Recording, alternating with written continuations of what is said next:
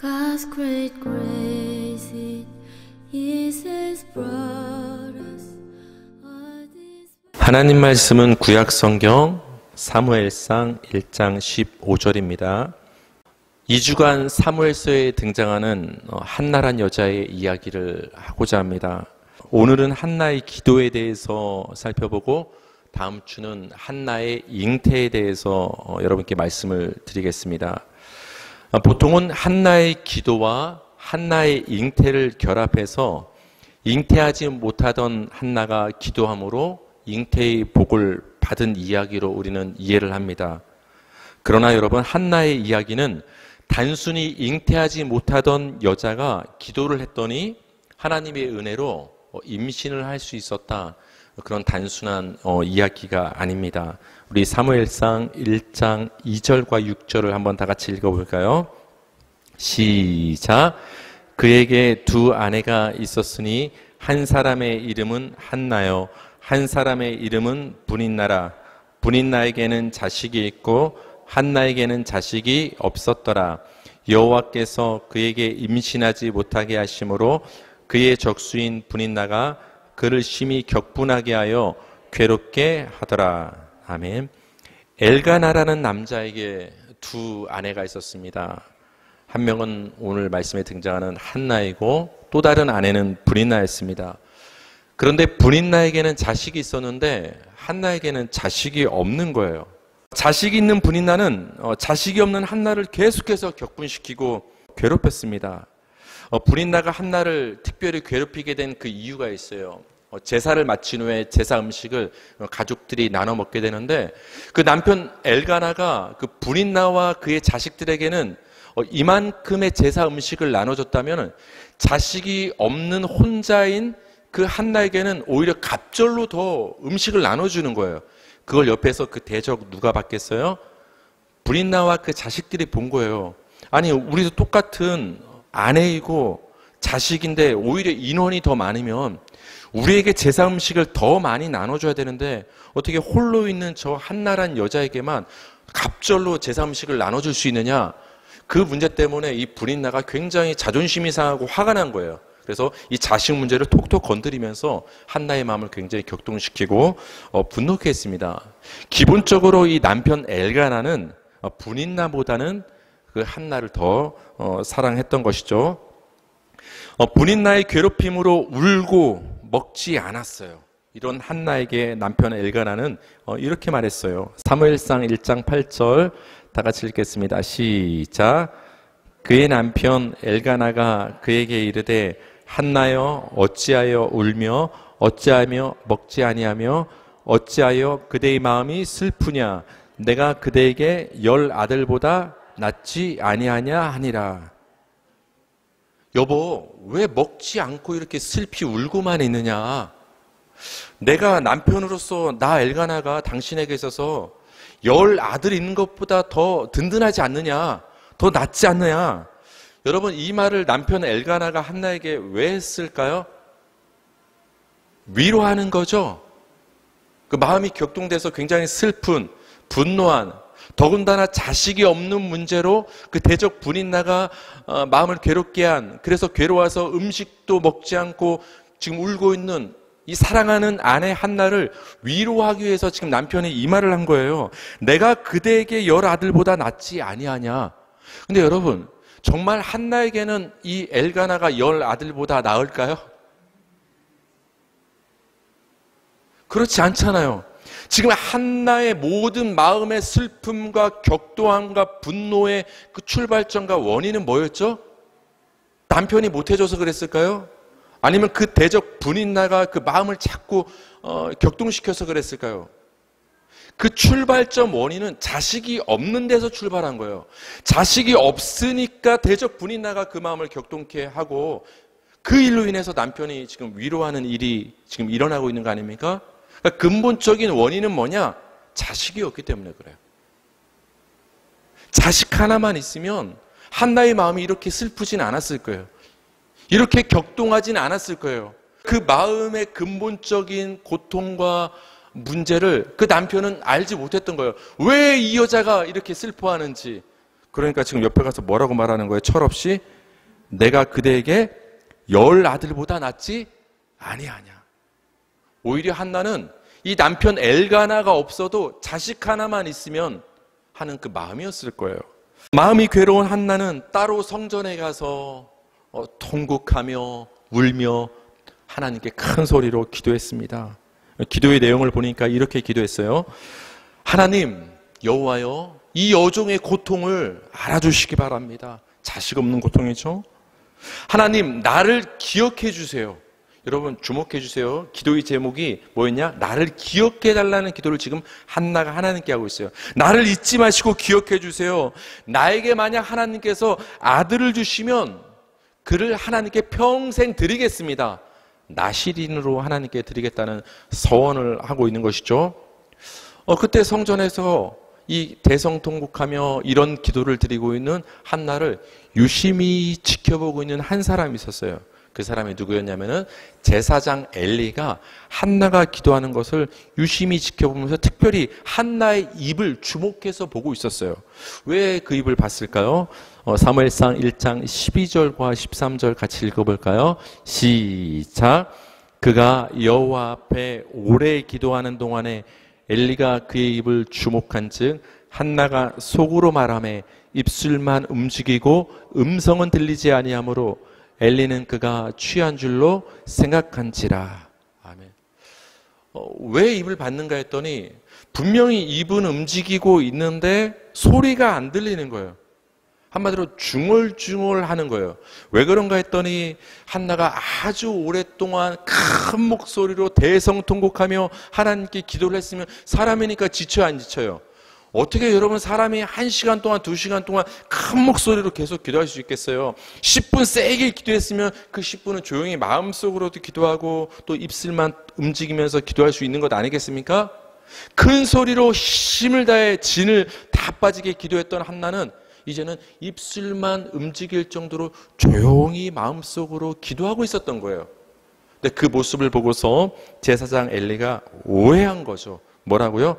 저 여자 독주를 마시고 포도주 마시고 술 마시고 교회 와서 저렇게 주정거리는구나, 중얼중얼 거리는구나. 그래서 제사장 엘리가 한나에게 이렇게 말했어요. 독주 끊어라. 너 술 끊어라. 성전 와서 그렇게 술 주정하지 말아라. 여러분 오해한 거죠. 근데 여러분 이 엘리는 신분이 뭐였죠? 제사장. 어떻게 보면 보통 사람보다는 어떤 분별력이 있어야 되는 사람이 이 제사장 엘리 아니었습니까? 어떻게 보면은 저 한나의 마음을 꿰뚫어 볼 수 있는 사람이 제사장 엘리 아니었습니까? 무엇 때문에 저렇게 슬퍼서 기도하는지 그 마음을 알아주고 함께 기도하고 격려해 줄 수 있는 사람이 제사장 엘리였는데 오히려 술 취했다고 오해하고 오히려 술 끊으라고 지금 나무라고 있지 않습니까? 제사장 엘리마저도 지금 이 한나의 마음, 그 깊은 속 마음을 들여다보지 못하고 있는 거예요. 왜 그래요? 제사장일지라도 인간이기 때문에 그래요. 그 남편 엘가나가 정작 그 사랑한다고 하는 그 한나의 깊은 마음속 소원이 그 아들 하나 얻는 게 소원이었는데 그 마음을 헤아리지 못해서 철없는 소리 하지 않았습니까? 10 아들보다 내가 더 든든하지 않소 당신. 그 한나의 깊은 마음을 이해하지 못했던 남편 엘가나의 모습, 그리고 울며 기도하는 그 한나의 깊은 속마음을 이해하지 못했던 제사장 엘리의 모습은 너무나 같은 거예요. 그렇죠 여러분? 사람은 우리 사람의 마음을 깊은 그 속을 보지 못하고 이해하지 못하는 거예요. 우리가 사람에게, 남편에게, 때로는 같은 신앙생활하는 성도에게, 어떤 그 제사장 엘리 같은 목사에게 우리의 속을 쏟아놓는다고 해도 사람은 사실 잘 알지 못한다라는 거예요. 남편 엘가나의 모습을 통해서, 제사장 엘리의 모습을 통해서 우리는 볼 수가 있죠. 한나를 오해하고 술을 끊으라는 제사장 엘리의 말에 한나는 이렇게 대답했어요. 사무엘상 1장 15절 16절 다 같이 읽겠습니다. 시작. 한나가 대답하여 이르되 내 주여 그렇지 아니하니이다. 나는 마음이 슬픈 여자라. 포도주나 독주를 마신 것이 아니요 여호와 앞에 내 심정을 통한 것뿐이오니 당신의 요종을 악한 여자로 여기지 마옵소서. 내가 지금까지 말하는 것은 나의 원통함과 격분됨이 많기 때문이다 하는지라. 제사장 엘리여, 나는 지금 취한 게 아닙니다. 나는 마음이 슬픈 여자입니다. 내 마음속에 얼마나 원통함과 격분됨이 많으면 그 원통함과 격분됨을 지금 하나님 앞에 나와서 기도로 지금 통하고 있는 것입니다. 기도하고 있는 것입니다. 난 절대로 술 취한 게 아닙니다. 오해하지 말라고 지금 한나가 제사장 엘리에게 답변을 하고 있습니다. 한나가 자신의 마음에 대해서 이렇게 표현을 하죠. 우리 아까 찬송도 불렀지만 마음이 슬프다. 슬픈 마음. 여러분, 성경에서 마음이 슬프다, 슬픈 마음, 이것은 단순히 감정적인 문제를 말하는 것이 아니라 그 마음이 깨어졌다라는 거예요. 단지 우울한 감정을 말하는 것이 아니라 마음이 다시 붙일 수 없을 정도로, 여러분, 우리 유리가 깨어지면 산산이 조각나면 그 우리 붙일 수 있어요? 어떡하죠? 쓸어서 버리잖아요. 우리는 어떻게 할 수 없는 거예요. 새 유리로 갈아 끼지 않는 이상. 성경에서 마음이 슬프다, 슬픈 마음을 가졌다, 이 말은 그 마음이 유리처럼 산산이 깨어졌다는 거예요. 복구불능이라는 거예요. 상한 심령이라는 거예요. 지금 한나의 마음이 그렇다라는 거예요. 자식이 없어서 그 자식 없음에 대해서 옆에 브린나가 그 마음을 격동시키고 괴롭히기 때문에 한나의 마음이 이제는 회복될 수 없을 정도로 산산이 깨어지고 부서지고 상한 마음이 되었다라는 거예요. 그 상한 마음, 깨어진 마음을 가지고, 슬픈 마음을 가지고 지금 한나가 하나님 앞에 나간 것입니다. 그래서 한나는 그 여호와 앞에 나가서 기도로 자신의 깨어진 마음, 슬픈 마음, 상한 마음을 지금 통했다, 이렇게 표현을 하고 있어요. 여러분, 통했다 이 말이 뭘까요? 그 의미를 우리가 한번 살펴볼까요? 예레미야애가 2장 19절 다 같이 읽어볼게요. 시작. 저녁에 일어나 부르짖을지어다. 네 마음을 주의 얼굴 앞에 물 쏟듯 할지어다. 굉장히 다가오는 표현을 쓰고 있죠. 뭐 쏟듯 할지어다? 물 쏟듯. 물을 여러분 쏟아보세요 한번. 그냥 콸콸콸 막 흘러나오잖아요. 우리 마음의 응어리, 마음의 슬픔, 고통, 격분됨, 문제를 하나님 앞에 나와서 물 쏟듯 할지어다. 우리의 마음을 하나님 앞에 물 쏟듯 하는 것을 마음이 통한다라고 하는 거예요. 그러니까 여러분, 사람 앞에 자꾸 가서 통하려고 하고 사람 앞에 여러분의 마음을 물 쏟듯 쏟아 놓을 필요가 없는 거예요. 여러분 조심하세요. 사람을 적당히 쏟아 놓으세요. 너무 많이 여러분의 단점과 문제를 사람에게 얘기하면 나중에 그게 화살로 빗으로 돌아올 때가 있어요. 누구한테만 여러분 마음을 통하고 물 쏟듯 마음을 쏟아내면 된다라는 거예요? 하나님 앞에 나와서 하나님께 여러분의 그 마음 상한 심령을, 깨어진 마음을 물 쏟듯 쏟아 놓으면 된다라는 거예요. 지금 한나가 지금 하나님 앞에 나와서 그 마음을 통하며 물 쏟듯 쏟아 부었다라는 거예요. 물 쏟듯 그 마음을 쏟아 부었다는 것을 시편에서는 또 이렇게 표현을 해줘요. 시편 62편 8절 다 같이 시작. 백성들아 시시로 그를 의지하고 그의 앞에 마음을 토하라. 하나님은 우리의 피난처 시로다. 마음을 토하라. 그렇죠? 아까 한나가 하나님 앞에 나와서 그 마음을 통했다. 이것은 어떤 의미인가 좀 와닿지 않았는데 우리가 시편의 말씀들을 찾아보니까 굉장히 와닿죠. 그 의미가 어떤 것인가? 물 쏟듯 하나님께 내 마음의 문제를 쏟아놓는 것, 하나님께 내 마음을 토해내는 것, 그게 하나님과 통한다라는 거예요. 지금 한나가 하나님께 나와서 그 마음의 슬픔을 토해내고 있다라는 거예요. 근데 여러분, 여기 밑줄 그은 부분을 한번 보실까요? 그를 의지하고 그의 앞에 마음을 토하라. 하나님께 마음을 토해낸다라는 것은 하나님을 의지한다라는 의미가 있는 거예요. 굉장히 중요하죠. 하나님께 마음을 물 쏟듯 쏟아 붓는다라는 것은 하나님만 의지한다라는 거예요. 하나님이 아니면 안 된다라는 거예요. 그러니까 여러분, 한나가 하나님 앞에 나와서 그 마음을 쏟아놓고 토하고 하나님과 토한다는 것은 남편 엘가나도 내 마음을 몰라줍니다. 제사장 엘리도 나를 오해하고 있습니다. 하나님만 나를 이해할 줄 믿습니다. 하나님만 내 편입니다. 하나님만 내 마음을, 소원을 들어줄 줄 믿습니다. 하나님만을 의지합니다. 그 의지하는 마음이 담겨 있는 거예요. 쏟아 놓는 것에는, 토하는 것에는. 시편 42편 5절에선 그래서 여러분, 하나님 앞에 나와서 마음을 통한다, 그 마음을 물쏟듯 쏟아 놓는다, 그리고 하나님께 그 마음을 토한다, 이거를 시편 42편 5절에서는 이렇게 번역을 했어요. 우리 다 같이 읽어볼게요. 시작. 내 영혼아, 네가 어찌하여 낙심하며 어찌하여 내 속에서 불안해하는가. 너는 하나님께 소망을 두라. 그가 나타나 도우심으로 말미암아 내가 여전히 찬송하리로다. 여러분, 여기서 우리말로 너는 하나님께 소망을 두라, 번역이 이렇게 됐는데, 여러분, 이거 원래 정확히 번역하면 이거예요. 너는 하나님 앞에 나와서 하나님과 통하라, 이 말이에요. 너는 하나님 앞에 네 마음을 쏟아 놓으라. 너는 하나님께 네 깨어진 슬픈 마음을 토해내라. 기도하라. 그것을 지금 시편에서는 너는 하나님께 소망을 두라고 지금 번역을 한 거예요. 그러니까 여러분, 한나가 지금 성전에 가서 대성통곡하며 이제는 힘과 진이 다 빠져서 입만 중얼중얼거리며 하나님께 지금 통하고 있는 그 모습은 하나님을 의지하고 있는 모습이에요. 하나님이 아니면 난 안 됩니다. 하나님이 아니면 구체적으로 나는 잉태할 수 없습니다. 하나님 도와주세요. 하나님만이 생명입니다. 사람은 능력이 없습니다. 남편조차도 나를 도와줄 수 없습니다. 하나님 도와주세요. 하나님 아니면 나 죽습니다.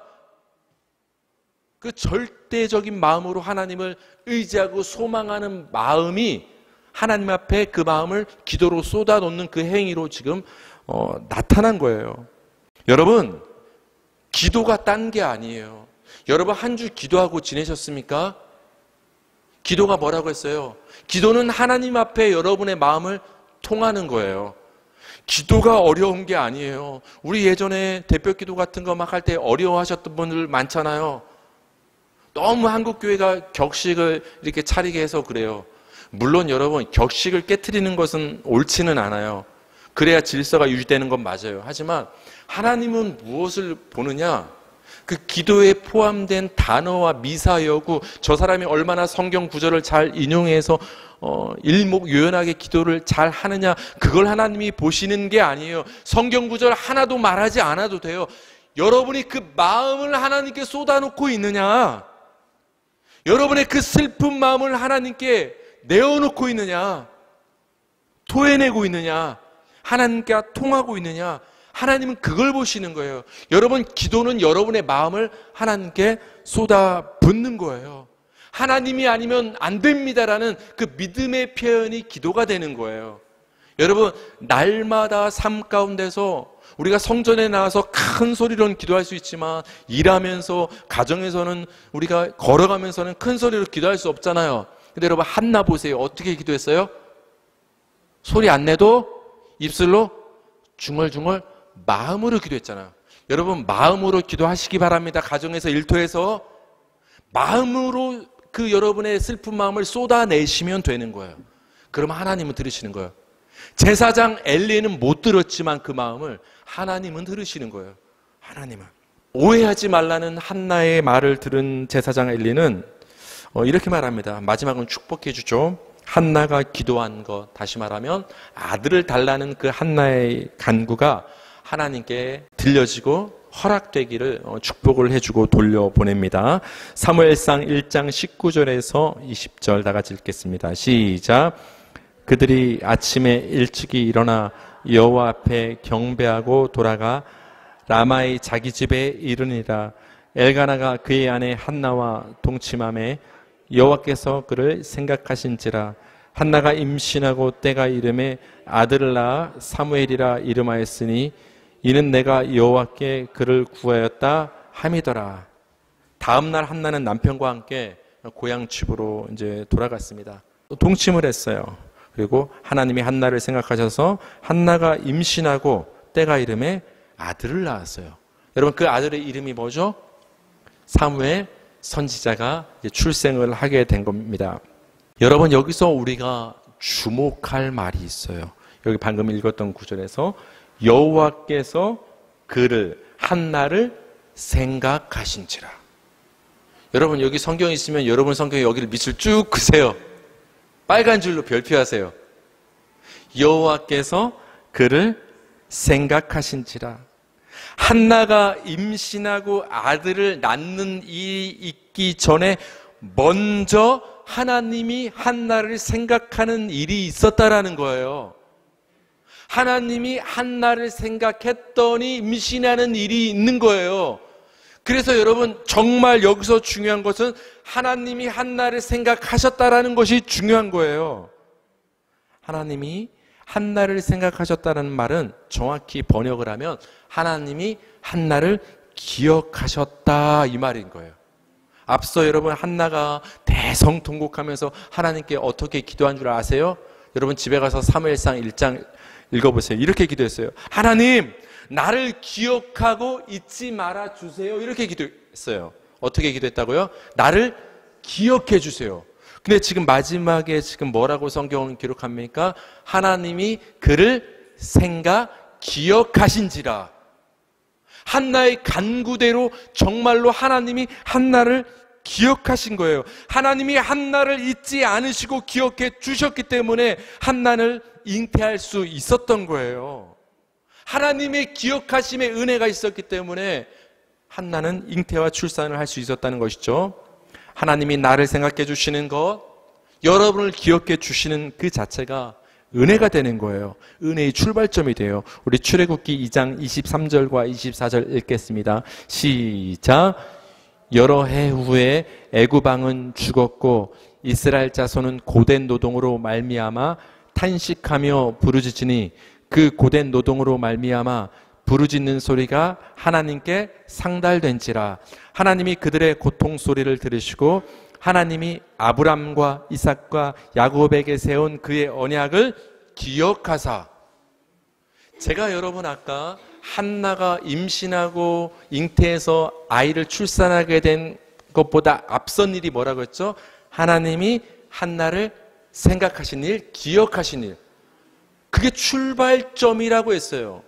제가 왜 출발점이라는 단어를 사용했냐면, 여러분 지금 출애굽기 말씀은 이스라엘 백성들이 애굽에서 지금 탈출하는 장면, 하나님께서 이스라엘 백성들을 애굽에서 인도에 내시는 장면이에요. 그 출발점에서 어떤 단어가 지금 기록되고 있어요? 하나님이 아브람과 이삭과 야곱에게 세운 그의 언약을 기억하사. 내가 옛날 이 이스라엘 백성들의 조상이었던 아브람과 이삭과 야곱에게 그들을 가나안 땅으로 인도하겠다는, 그들을 번성케 하겠다는, 복 주시겠다는 언약을, 약속을 한 적이 있었지. 그 약속을 하나님이 기억하사 이제 그 약속을 이 자손들에게 지켜야 되겠구나, 그렇다면 이들을 출애굽시켜야 되겠구나, 기억을 하시니까 출애굽의 역사가 시작되는 거예요. 그 은혜의 구원의 역사의 출발점이 하나님의 기억하심으로부터 시작되는 거예요. 그래서 하나님이 우리를 생각하시는 건 굉장히 중요해요. 여러분, 요셉이 감옥에 갇혔을 때 누구를 만났었죠? 술 맡은 관원장, 떡 맡은 관원장. 근데 술 맡은 관원장의 꿈을 지혜롭게 잘 해몽을 해서 복직하지 않았습니까?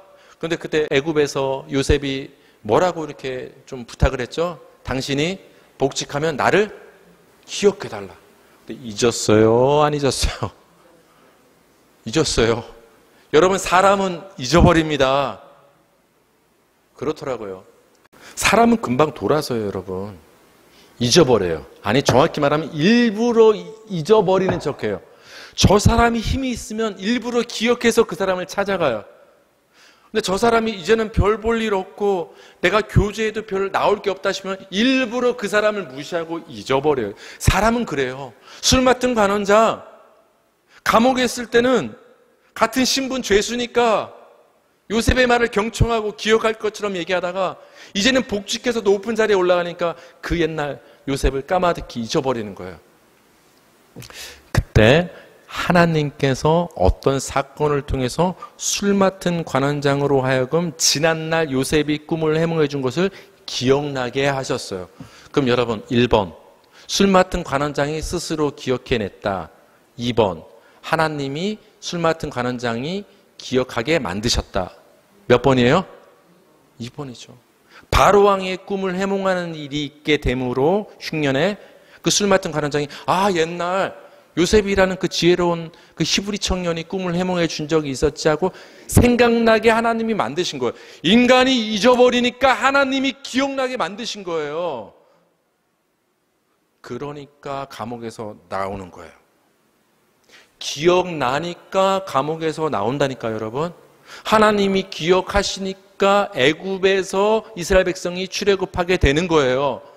하나님이 한나를 기억하시니까 한나의 그 상한 심령이 치유되고 생명이 없었던 그때에 생명이 잉태되는 일이 있는 거예요. 그래서 여러분, 시편 기자들은 이렇게 하나님을 찬송한 거예요. 우리 마지막으로 시편 136편 23절 읽을게요. 시작. 우리를 비천한 가운데서도 기억해 주신 이에게 감사하라. 그 인자하심이 영원함이로다. 우리를 비천한 가운데서도 기억해 주신, 여러분 이게 얼마나 은혜가 되고 감사한 말씀인지 몰라요. 하나님이 우리를 기억해 주십니다, 여러분을. 근데 여러분이 잘 나갈 때, 건강할 때, 문제가 없을 때, 그럴 때 하나님이 여러분을 생각하고 기억하시는 것이 아니라 여러분이 비천한 가운데서도 여러분을 하나님은 생각하시고 기억해 주신다라는 거예요.